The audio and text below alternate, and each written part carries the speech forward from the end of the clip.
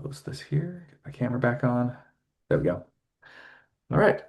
So, if anyone has something, raise your hand. We'll kind of keep it orderly by that way, and we'll go around. Looks like Suzanne's got her hand up. Go ahead, Suzanne. Hey, thanks for that. Acts is so packed full. You made a comment that just, I don't know why it never had popped out to me before, but so important, where we compare and contrast the reaction of the Hellenistic culture to Paul and Barnabas or any of these other apostles performing miracles like Peter, how their first reaction is the gods have come down to us, because they saw that anybody that could perform any kind of miracles was some sort of a hybrid god or a god that had descended from heaven. And yet, when you compare the reactions of the Jews to Jesus when he was doing his miracles around Judea, they never said that.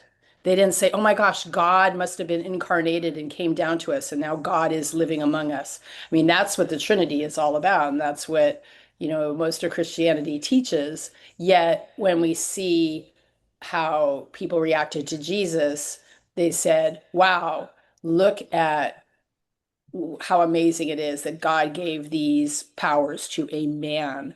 They recognized that Jesus was just a human being. Nobody ever said, wow, God has come down to us from heaven and he's become incarnate in a human body or some kind of thing like that. There's just never a reaction like that. Every reaction is like, hey, isn't that like Joseph's son? You know, isn't that the dude from Nazareth? I mean, like, there's never this confusion about Jesus's, ontological makeup, his like substance or his, being what he was. I mean, it was just obvious that he was human. And even he said in John 8, like, I'm just a man sent by God. Like, why are you acting all crazy? So I think that's such a great contrast because we're supposed to look at what Jesus says and how he's represented, and also in Acts, how the apostles talked about him. They always referred to him as the man Christ Jesus, even after his resurrection. And I think Acts is a super powerful way to prove that, prove Jesus's humanity. So I really love that point that you made. Thanks. Yeah, thanks for sharing that. Yeah, and that's not something I originally saw. That was, I think, 2 years ago at one of the UCA conferences. Sean Finnegan did a whole paper on the differences of what Jewish background people would see, react when they saw a miracle versus, pagan background ideas. And yeah, it was really powerful because when you see that, it's like, well, it's so easy to see how the Trinity would have arisen in some of these, more Hellenistic influence areas where they just assumed that's was normal. And but yeah, you see it through the Old Testament, the Jewish people are very familiar with God working in very powerful ways through prophets and through people. And all these miracles that Moses did and all these different prophets, it's just an incredible thing. So they're just like, yeah, this is another prophet. Obviously, when they're doing these miracles, it's proof that God's working through this person. Where, yeah, other cultures, they're like, if someone's doing something, they have to be the God coming down. And that was just common for them. And yeah, not necessarily their fault if that's the culture they grew up in. They didn't know any better until they were educated. So yeah, it's really cool and I think a very good argument for the Unitarian view for sure. Let's see. I think George is up next. Go ahead, George. And just quickly to add to that, I think this is really a big deal, like Susan said, that actually helps us understand why God invested thousands of years working with the Israelites to first teach them the right framework of who he is. And it's also why Jesus was very strict about narrowing his ministry to Israel, because first they were the lost tribe, to bring back God's people. And he avoided, if you look, most times when Gentiles approached him, the only two times he engaged was exceptional faith. But in most cases, he avoided. And I think part of that is because these people were prone to distort. And so I just really appreciate that point Susan made. Um, where I wanted, what I wanted to also just add to this is looking at the narrative you mentioned in Acts 15, one of the things that really strikes me is the humility, the first church council, in how they approached something that was extremely volatile to them. The more I read Acts, the more I realized this was a big deal back then. It was a national scandal. It went to the very heart of their identity to have Gentiles included, and the whole Jews going to a Gentile's household. And that's why, like in Ephesians, Paul says that in Christ, that wall of hostility has now been broken down. Like it was such a big deal because it ties down to all the way to Moses, the identity they were drilled, do not associate with, certain people, and all that. And so it really took a great deal of faith for them to say, look, as much as this is our culture and identity, we see that this is God and we're willing to shift our mindset.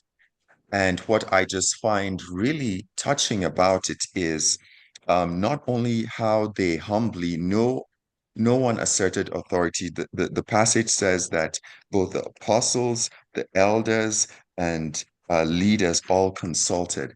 And you even notice the humble tone in how they shared what they thought was their view.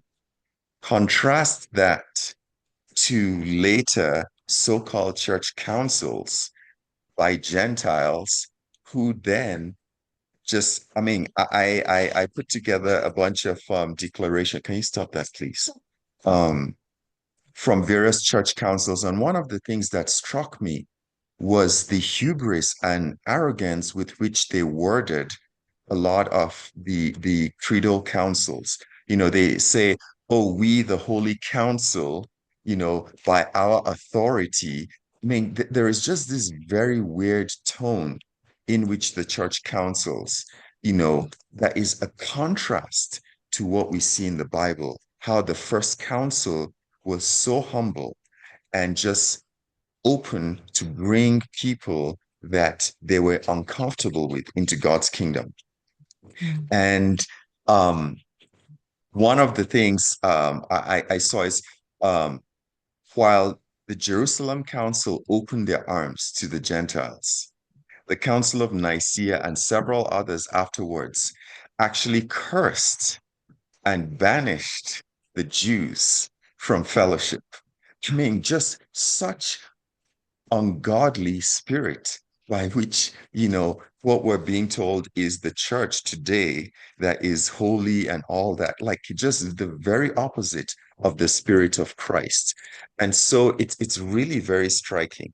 Then the last thing still that I want to just mention is as they pointed out, hey, let's not put a weight on this um, converts. Instead, let's just focus on a few core things. Avoid food sacrificed to idols, avoid fornication, and avoid, um, yeah, things strangled by blood. This, interestingly, and I think Dustin was the one who really highlighted this in one of his Revelation series, where he pointed out, like, it's easy to gloss over it and be like, what's there? But those were two things that Jesus brought as a warning to the church in Pergamum and in Thyatira in Revelation 2, that part of their sin and their straying away was them um, eating food sacrificed to idols and committing acts of immorality. And so this is something that, is really important for us today because we are Gentile. Majority of the church, let me qualify that, are Gentiles. And this also applies to us. And while we often do talk about, like, avoid sexual immorality, the other aspect about food sacrificed to idols and eating blood tends to be like things that is easily dismissed today and said, oh, you're under grace, you don't need to think about that. But they gave that as instructions. to Gentile believers in this side of history that we're on. So thank you for sharing that. And yeah, these things are just really resonating with me. Thank you. Yeah, thanks, George. Yeah, I think it's really interesting here, kind of the parallel of, God set up Israel. He said, "This is going to be my chosen people. I'm going to work through these people." And he gave them rules and law. But the point of that was, so that they would look different than the rest of the world and people would see that Yahweh was their God. And they were, when you read about it, they were supposed to be a nation of priests to encourage the others to see God and to follow him and to come into that. And it's interesting because I think there's almost a parallel with a lot of Christians where it's like we say, well, here's our Christian ethics and our way, and we're going to live differently to kind of be a witness to the rest of the world. But you could also fall into this kind of the same mindsets that the Jewish nation did of like become too fundamentalist where we're going to be our own people set apart and we're not going to interact with the rest of the world because we don't want them to corrupt us. And you kind of see that idea here with the Jewish peoples, like they didn't want the Gentiles to come in and corrupt their behaviors, but they shouldn't let the Gentiles corrupt their behaviors. They need to go and witness to those Gentiles to follow the God. And us as Christians have that same type of responsibility that we're called to a higher standard, but we can't be so afraid of, getting our hands dirty that we avoid those that don't know God yet. We need to get out and interact with them. We don't let them influence us to live ungodly lifestyles, but we need to influence them to be living the godly lifestyle. But yeah, I see so much of this in a lot of different Christian groups where they become like, we're the elect holy ones and we're going to be over here set apart and we stay away from everyone else. And they almost look down their nose at them. And it's, I get the wanting to stay, pure and not be corrupted, but at a certain point, we're missing the point of, loving others and sharing that witness to God. So I think that's a really interesting point. Let's see. I'm trying to think who had their hand up next. I think it was Stephen Phyllis. Go ahead. No, Donna was before we were, and then Samuel was next. We're after everybody else. All right. Well, Donna, go ahead then. Hmm. Just briefly, I was reminded of what Fiona said earlier, when I asked her how everything was going, and she began to share, that she was in her home church, though she had a passion to, go to another fellowship down the road, maybe in another city to preach. And that the key thing that she said was because they are hungry for the Unitarian message. And I see that in the book of Acts that the Lord opened the door. So many people waste so much money, so much time forcing the gospel on people that A, aren't ready to hear it. B, you're wasting your time. Oh, why didn't this person receive? Because they were not ready. And I think sometimes, and I get it, that God would have all men to be saved and to come to an accurate, precise encounter and understanding of who Jesus is in light of their eternal life. But I also have seen where people have just wasted a lot of time trying to force other people to believe, and they're just either not ready, not willing. So one of the guiding things that I see is the open doors and the success that they had when the door was open for because people were ready to hear it. And, I know Paul went places he should not have gone, but he went anyways and got his butt kicked and ripped up and tore up. And sometimes you get that even in open doors. But I think there's a real key here in that they, as a group, as a powerful witness, got together, what's happening here? Okay, maybe that's just sticky notes. Okay. And got together. I think this is Paul. Who's sticky note? Okay, I'm being distracted. They got together and they assessed the will of God. In a group, you get together, you're listening to like, what direction are you going to give us today, Lord? Where are we going today? I think that same principle is true today, that we hear from the Lord that there's a direction, and sometimes certain doors are closed because they're not ready or they're not willing, or you're going to get your head chopped off. Something's going to happen that shouldn't be happening, and we risk it even in those open doors. But I think it's an important message for us today not to become so overwhelmed, when things are not happening according to our desire, or how come this is, how come that, how come that, questioning how come, and the readiness of the people and the will of the Lord in the moment, and our passion to seek the Lord, our passion as a church, as a group, as individuals, collective, not just, all about me and my personal ministry, although that's important. I see cooperation, I see humility, I see that they really believed, when they prayed, they believed, which was earlier the prophetic thing about continuing to prayer and to believe and to be hopeful, and why prayer is such a key, because they just didn't sit around and say, okay, tell me what to do, God. They definitely were in prayer, this deeper level of seeking the Lord, and same stuff with today. So that's all I kind of wanted to share. Thanks, Donna, for sharing that. Yeah, good points. Samuel, go ahead. Yeah, thank you for the sharing. There are just two things that just sort of stood out to me. One of them is that I've always been curious because in Exodus 15 it says that some of the brothers were debating and saying that the Gentiles have to be circumcised and keep the law of Moses in order to be saved. And one of the things that I've always been curious about was how would they justify that? What scriptures would they try and use to say that that was necessary? And so I've been reading the book of Exodus lately, and seeing some cool things. It's interesting that in Exodus 15, Exodus chapter 12, Gentiles were actually allowed to participate in the Passover meal. But before they participate in the Passover meal, they had to be circumcised. And once they were circumcised, then they were allowed to participate. And so I'm curious if that was a passage that came up in their debates. Like, hey, here non-Jews were allowed to participate in Passover, but they first had to be circumcised. And I wonder if there was some sort of rebuttal here where, because Paul talks, I think Peter mentions his experience with the Gentiles about, hey, God allowed them to become participants of the Holy Spirit without first being circumcised. And so I wonder if that was part of the logic that they used in coming to the decision that they made. And so that was just something that I was curious about that I just wanted to share.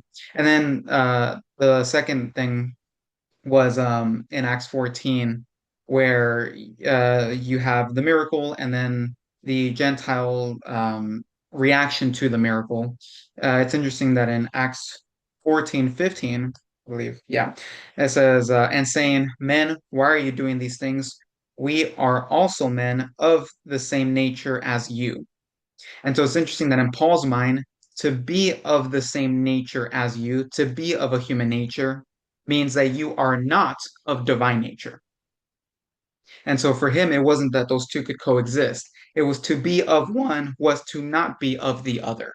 And so that was just an interesting point. And like you said, so when you had these ideas where if you did have the concept of a God man or dual natured, you would see probably the apostles when they're interacting with the Gentiles, they would be actually able to communicate that idea. And it wouldn't take that much for the Gentiles to be able to understand that idea. But of course, it's something that's never actually communicated to them. They never make that jump.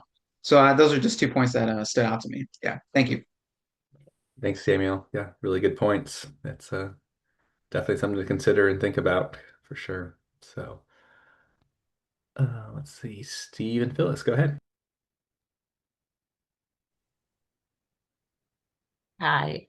Some of the things I think George was saying and Samuel just said, I was thinking about that Jerusalem council that took place where they were looking closely at the things that really kept a division between the Jews and the Gentiles. And that was the circumcision and conversion, how that occurred. But this thing of ritual purity was a real big deal back then.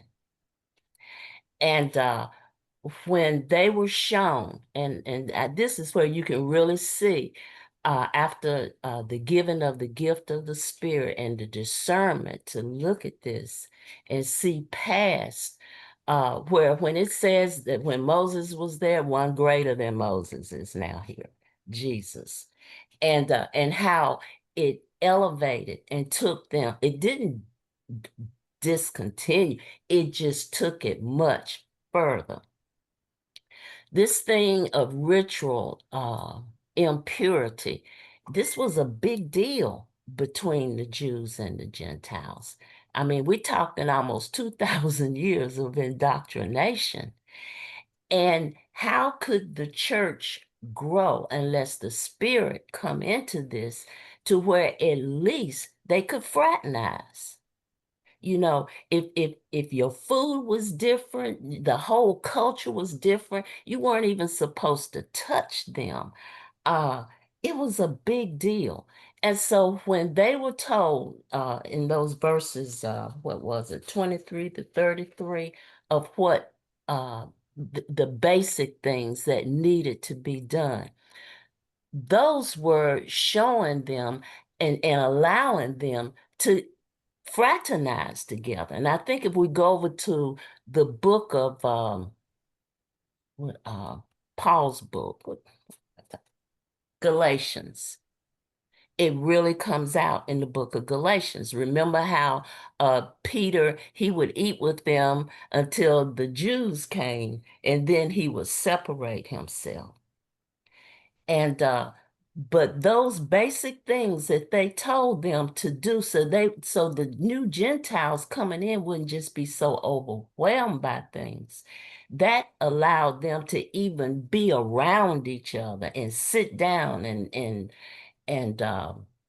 fraternize and commune together.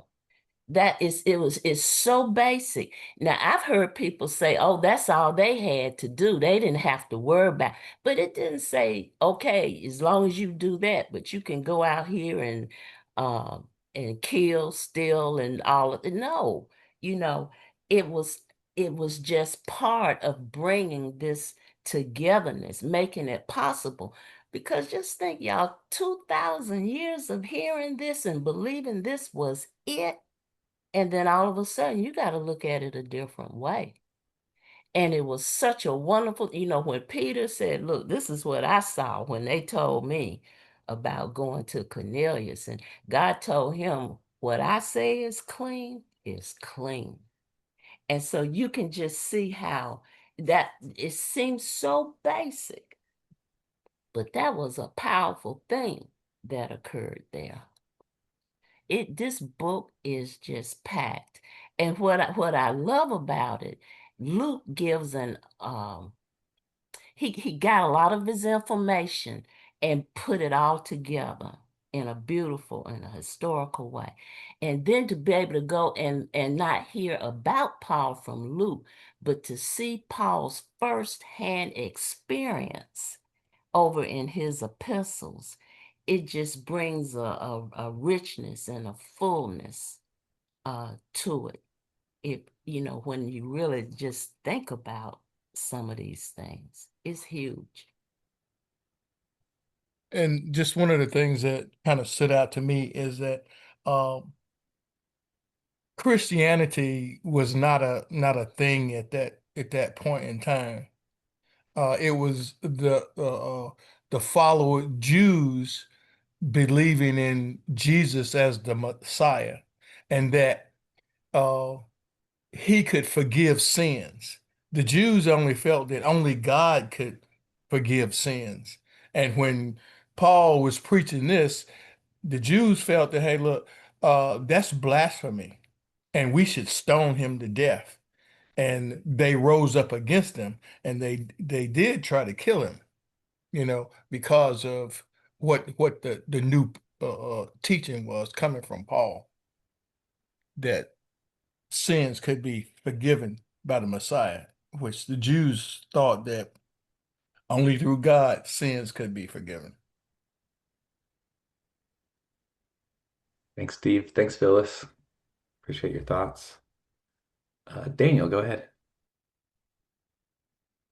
It's more of a question. I know that God said to Noah, don't eat blood. But apart from God said so, which is not a good reason, I'm trying to understand why the apostles might have said, stay away from blood. Is it because in quotes, the life of the flesh is in the blood, and if you're looking for life, don't go to blood. What's the big deal about eating blood? That's the question. Yeah, I think that's right. What you had said, it's God has, I mean, early on, it's like it's spoken of several times about life being in the blood. So it's we're not to essentially, I don't know exactly why God said that was the rule, but that was the rule God had set was that basically you should not consume blood for or another's life. And it's mentioned there in the same spot as almost it sounds like it's referencing murder as well, because like whoever sheds blood, it shall be required of them.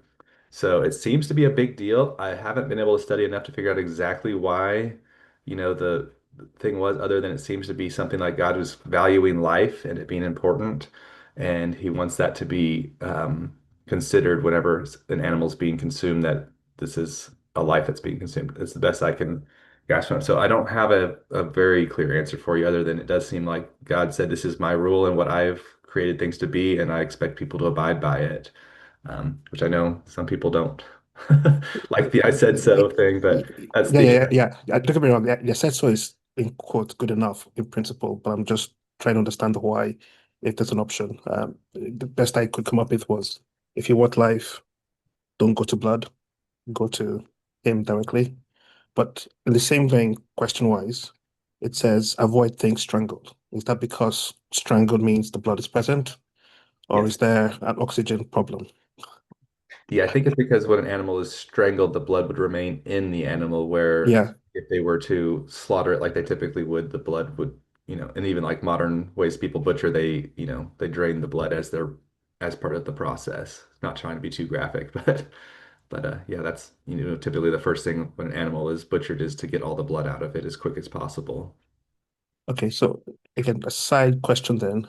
Certain foods kind of had blood as part of its main ingredient or preparation process. Is it a big deal, or is just it's more about the principle of if you want life, don't go to blood. For Are you example, in the UK we have, I think, blood sausage, and I don't think there's probably something else somewhere else, but blood sausage is popular in the UK enough in certain places. Um, is that a problem eating it, or is just again the principle of if you want life, it's not going to be found in blood, it's going to be found in God. It's my thinking. Or is there a problem if someone eats blood sausage or any kind of delicacy with blood in it? Yeah, that's a good question. I know that comes up as in some parts of the world.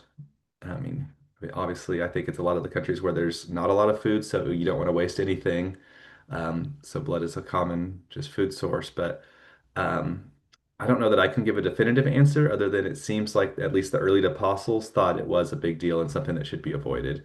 So if we are going to say that, their leadership and stuff carries on to us still today, then I would say we probably should avoid it as well.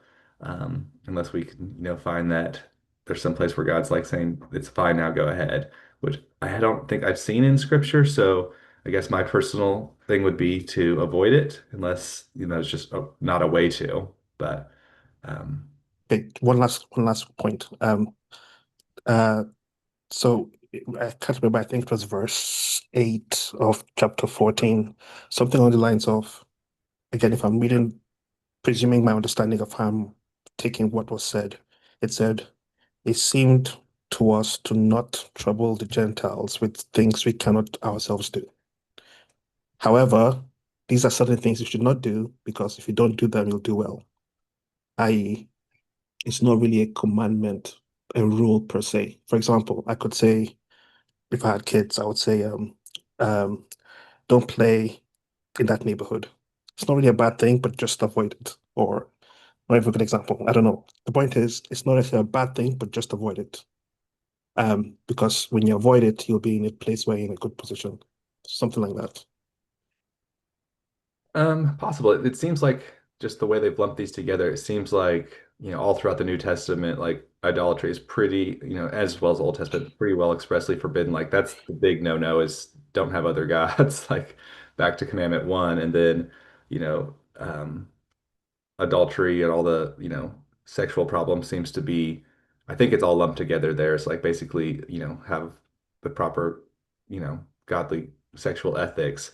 I think um, adultery could have been mentioned, and a whole bunch of things could have been mentioned. I think fornication is just kind of a catch-all for don't do these, you know, ungodly behaviors. So I think those are kind of meant to be as commands. And then it is interesting that as far as food, that is the animals with the blood of the strangled, is lumped in there as, out of all the things to talk to someone about, they didn't say don't murder. They didn't say that. I think there's a lot of that's kind of taken for granted, like everyone knows those things. So it's kind of like as far as what parts of the Jewish law where they were living differently did they think, were maybe should have been adhered to by all people, even if they weren't Jewish. It seems to be what they're kind of getting at here, because I don't think you could say, well, it's okay to murder because that wasn't in this list, or it's okay to steal.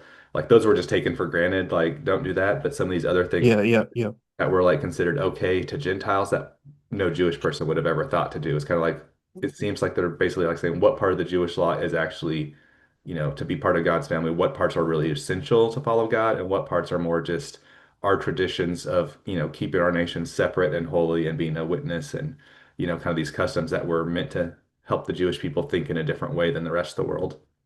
It's a very complex subject, and I'm by no means. Again, my thinking was along the lines of obviously don't steal, but if people are already stealing, they will say, oh, by the way, don't do that too, and so on. And that's all. Well, thank you. That was my question. I think, Daniel, your questions are so good, really thoughtful. And I wonder a couple things. First, that we're only getting a little glimpse of part of that meeting of the apostles in Jerusalem. So they might have talked about all these other things too. Like, of course they should not steal or murder or whatever.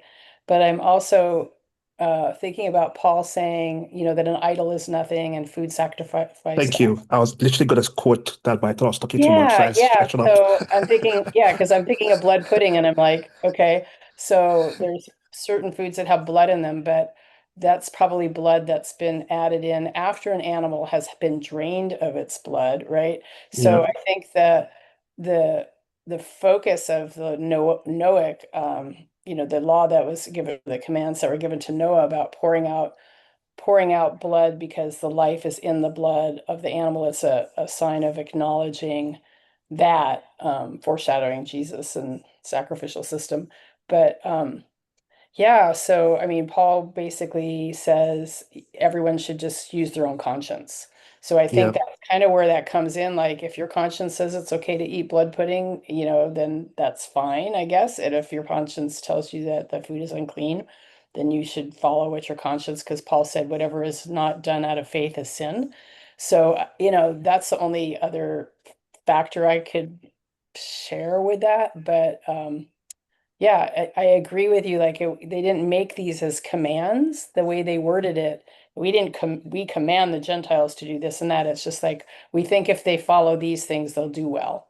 You know, yeah, I yeah, think also it probably there's something probably we don't really know to the deep extent of like how the Hellenistic world was treating animals that were sacrificed to idols. Like, were they strangling them and then, not pouring out their blood? So there was more of a worshiping element, like it's part of worshiping gods before Yahweh, false gods, by eating something that's strangled or didn't have the blood poured out. So maybe this was more of a admonition or a warning for them to keep them from falling into putting other gods before Yahweh, which is what Kenny was saying.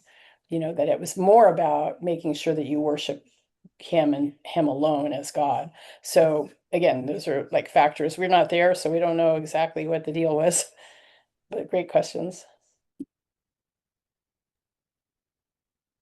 So I had my hands up to just chip into that. So I just wanted to add another perspective, and Daniel is already kind of on that direction that, first of all, when God says something, I think our disposition should be just obey, not try to you know, and there is really at the heart of sin, pride, and I think the doctrine of man, just a desperate desire to outsmart and put our wills over God's. And so we try to look for loopholes. And for me, like Kenny said, I would rather just let's stick with what God says, because this is an instruction on this side of history that we all are on. And the origins was literally God saying this as a universal principle to Noah, saying, life is in the blood. Do not eat it. It's the same way that there are many things that God has said, and the way he phrases it sometimes sounds as if he's just giving an advice.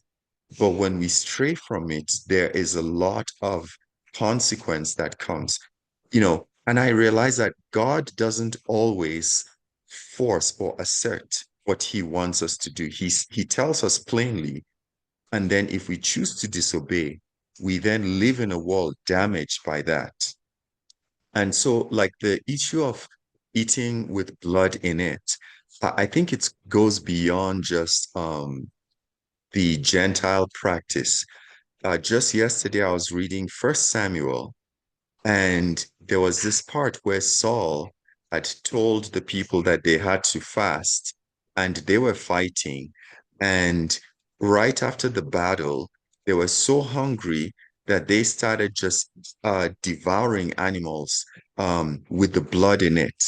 And it was brought to Saul, and there was an alarm that the people are sinning and they will bring the judgment of God by eating food with blood in it. And so Saul told them, hey, bring all the animals over here and we're going to slaughter it according to the Lord's instructions so that we don't bring the Lord's judgment on us. And so that had nothing to do with a pagan practice. It was an acknowledgement of this universal law. So I think that um, part of the gospel, both historically and to today, still remains that the gospel presents things that are in stark contrast against the popular practice. And part of the audacity of the gospel is the challenge for us as believers to say, even when everyone is doing it, and even when, it is the normal, rather than say, oh, God will understand, I would rather stand with God. So by saying Jesus was king or Lord, it was defying the worship of Caesar back then. By saying, we would not eat food sacrificed to idols, it was defying a practice that everyone thought was cool. And so just because our culture does it, we should not try to like, oh, let's find a way to accommodate them. We should rather resolve to, stand with God on what he says. So that's just my opinion. And I think that, regarding Paul's point, I don't think that food's strangled stuff was necessarily, um, the fact that Jesus follows up in Revelation to warn about those, I think that's a big deal. That should help us put Paul's statement into context. So thank you. Thanks, George. Yeah, I think as you were talking that, it really just gets back to the same idea of the kingdom of God, right? And that as Christians and as followers of God, we're supposed to make him king and do what he says and not try to say, this is what I want to do and I'm going to do my way. It's all about submitting to God's ways. And that's really the heart of what life's about, following God and his ways. And it's about dying to self and making ourselves king of our own lives and making our own rule about what it is. So it's really good points.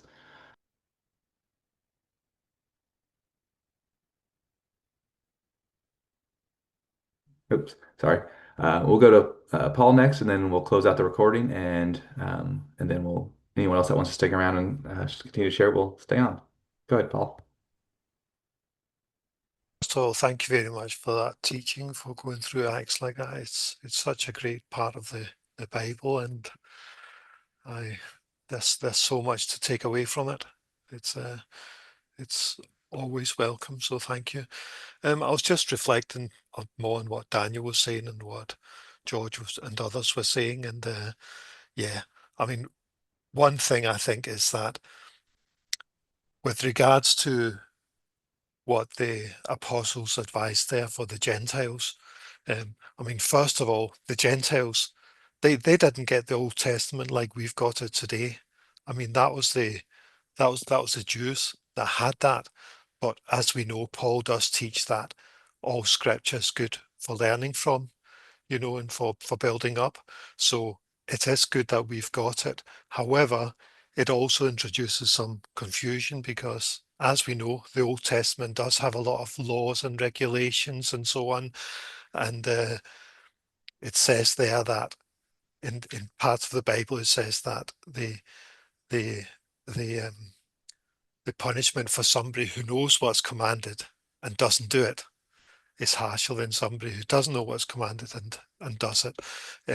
And the the Jews had all these lists of do's and don'ts, whereas it was more, but it didn't really require the heart in it. As far as I can see, it didn't really require the heart in it. Whereas the new heart that was promised, that's about the love, because as we also see in the New Testament, as mentioned several times, is loving your neighbor as yourself fulfills the commandments of the Old Testament. However, how does something like eating blood go against loving yourself, or how can loving your neighbor as yourself fulfill something like not eating blood? It couldn't really, could it? So I think there was a bottom line that, and we don't know the exact reasons why we were instructed not to eat blood, but I think we've got to trust that from them, that they absolutely thought that was the bottom line, that and not fornicating, which is obviously not just, there's all sorts of ways of breaking your marital vows and fornicating and so on. It's not just somebody who's so-called free and single who goes out and does these things. That is a sin, but and also um, the the vow that has been made and so on in wedding. It's all fornication, as you say. It all comes under that umbrella. So I think the bottom line is, if we love our neighbours ourselves, then we're not going to murder them. We're not going to steal from them. Hopefully we'll honour our parents, because we'd be loving them as well by doing those things. So you can see how these things are fulfilled by loving your neighbours yourself, which includes your parents and everyone around you. So those things that were commanded there really were in addition to that loving your neighbours yourself. And you could obviously see that breaking up somebody else's marriage because of your fornication and so on is not exactly loving your neighbours yourself, and it's not respecting what God has said when he says that when he's put a man and woman together, let no one separate them.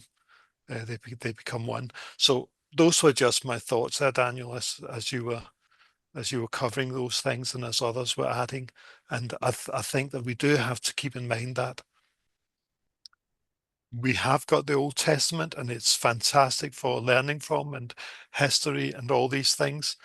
But we really have to focus in on what Jesus and the apostles taught, and especially and Paul, because that really was directed at the Gentiles, which is different from what was being taught directly to the Jews at the time. So those are just the thoughts off the top of my head, and I hope that helps. And I think that personally, I would strongly advise that we do stick to what's been taught there by in Acts. Just because we don't understand it doesn't make it okay not to do it. So those are my thoughts, and I'll get off my soapbox again. So thank you. Thanks. Thanks, Paul. Well said. Good stuff. So I'm gonna go ahead close out the recording here. So if you're listening to this and haven't joined us live, please reach out and get in contact with us. We'd love to have you join us and pray with you and connect with you.